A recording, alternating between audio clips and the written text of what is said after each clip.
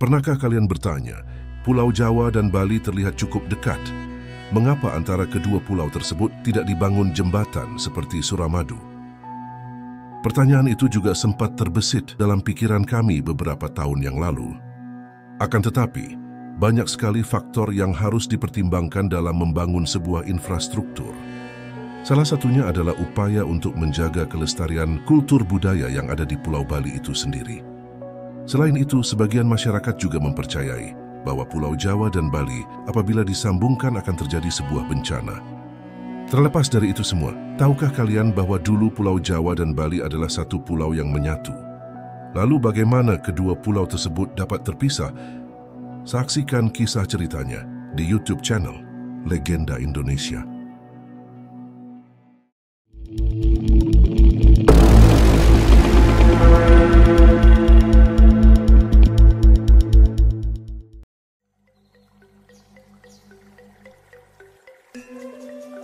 Dikisahkan pada dahulu kala, di sebuah kerajaan Daha di Kediri, hiduplah seorang Brahmana sakti yang sangat kaya bernama Sidi Mantra. Sidi Mantra menikah dengan perempuan cantik dan dikaruniai seorang anak laki-laki yang diberi nama Manik Angker. Manik Angker tumbuh sebagai pemuda gagah dan tampan.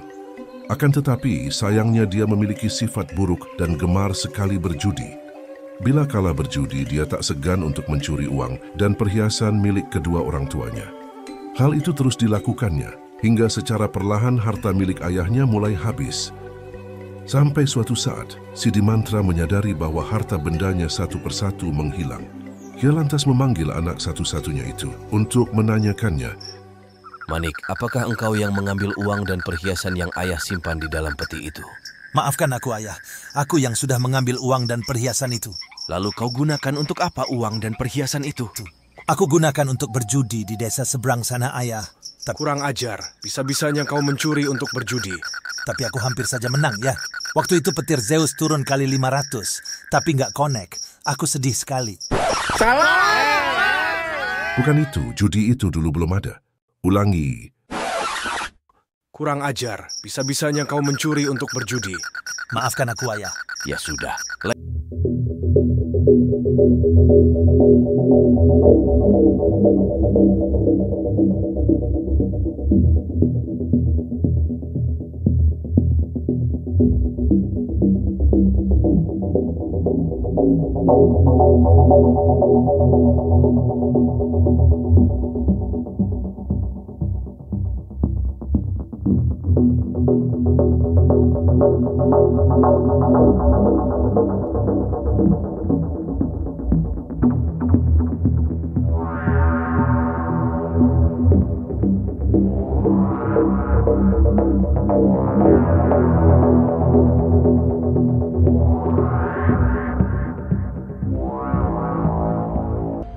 Hingga pada suatu hari, saat Sidi Mantra tengah bersantai bersama istrinya di halaman kerajaan, terlihat dari kejauhan, Manik Angker tergopoh-gopoh berlari mendekati ayahnya.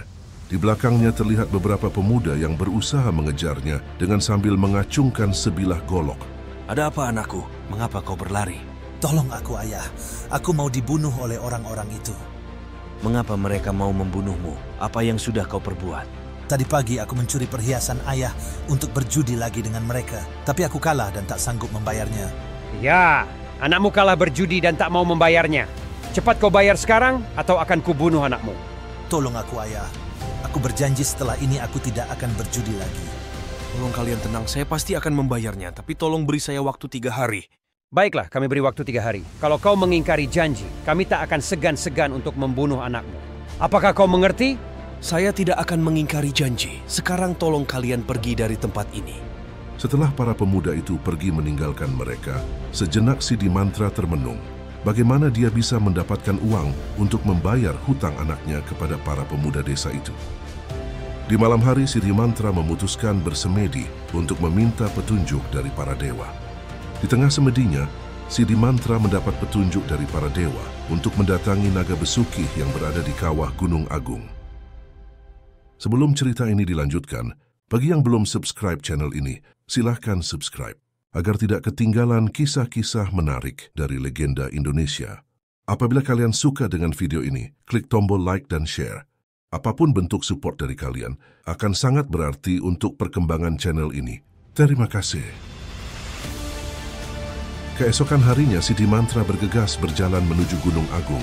Tak lupa dia juga membawa lonceng yang akan dia gunakan untuk memanggil naga besuki. Sesampainya di kawah Gunung Agung, Sidi Mantra segera membunyikan lonceng yang ia bawa.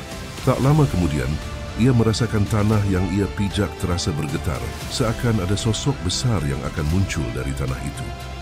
Dan benar saja, Sidi Mantra sempat terkejut ketika sosok naga itu menampakkan wujudnya yang begitu gagah di hadapan Sidi Mantra.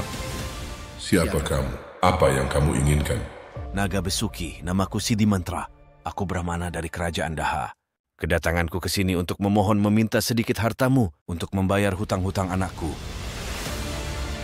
Naga besuki kemudian menggeliatkan badannya dan tak disangka dari celah sisiknya muncul kepingan emas dan berjatuhan di depan Sidi Mantra.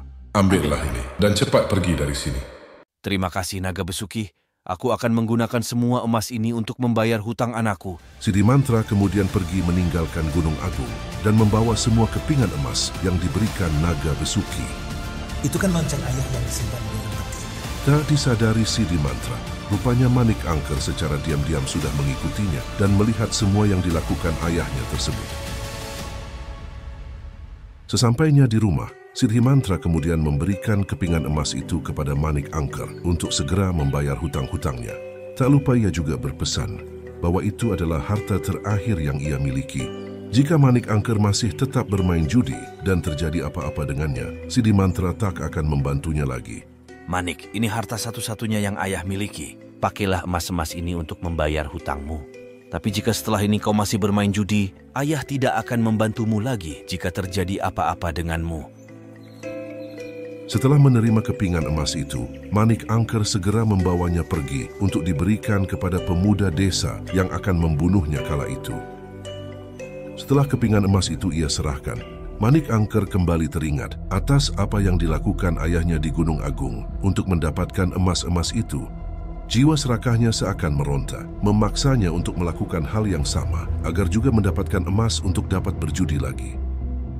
Sesampainya di rumah, ia mendapati ayah dan ibunya tengah tertidur pulas di kamarnya.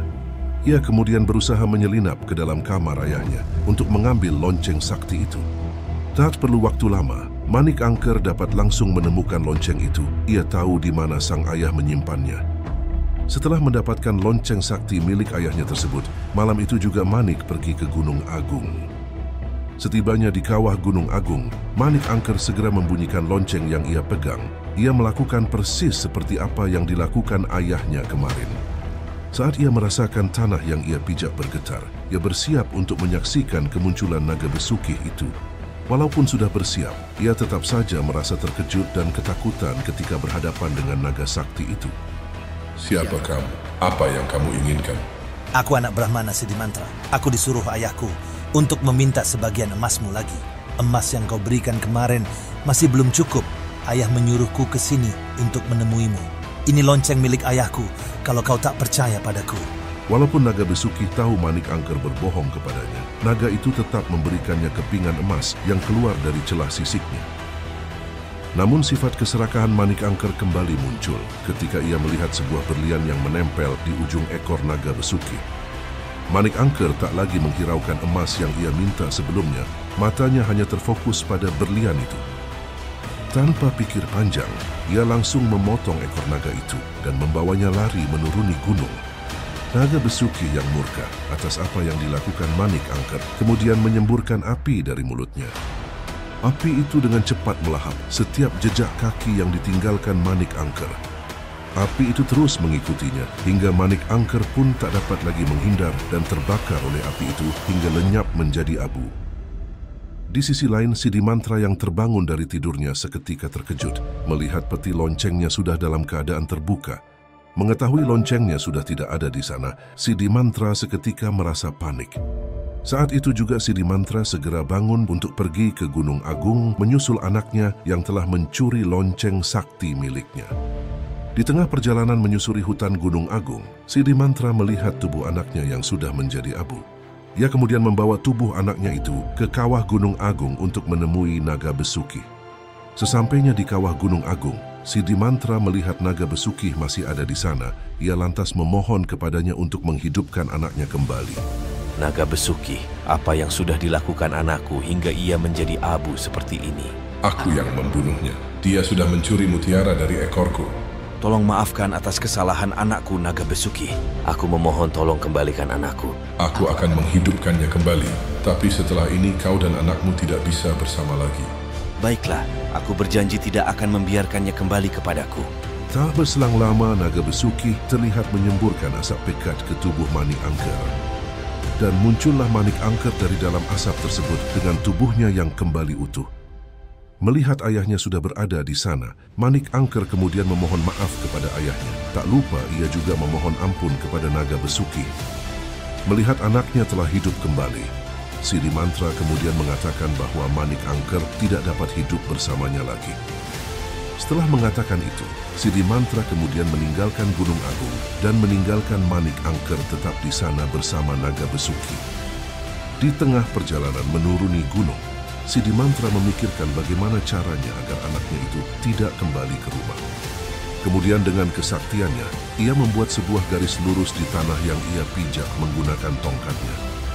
Dan dalam sekejap, garis itu seakan membelah bumi. Dan dari sana muncul air yang sangat banyak dan terus bertambah, hingga berubah menjadi seperti sungai yang sangat luas.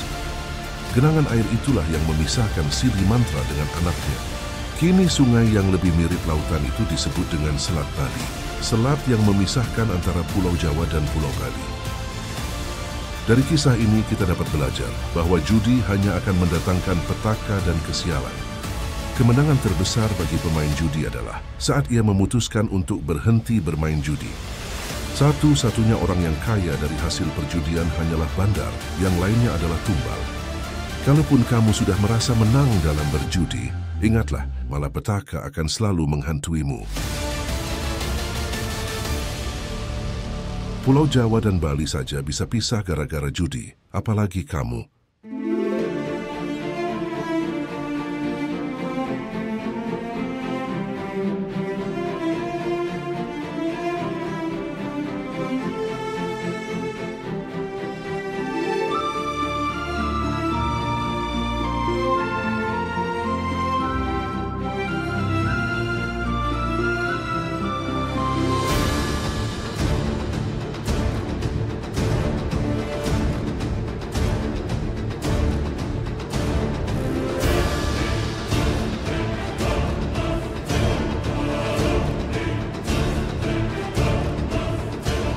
Terima kasih sudah mengunjungi dan menonton video dari channel Legenda Indonesia. Jangan lupa subscribe, like, dan share agar semakin banyak masyarakat yang selalu bangga dengan kebesaran bangsanya sendiri, bangsa Indonesia.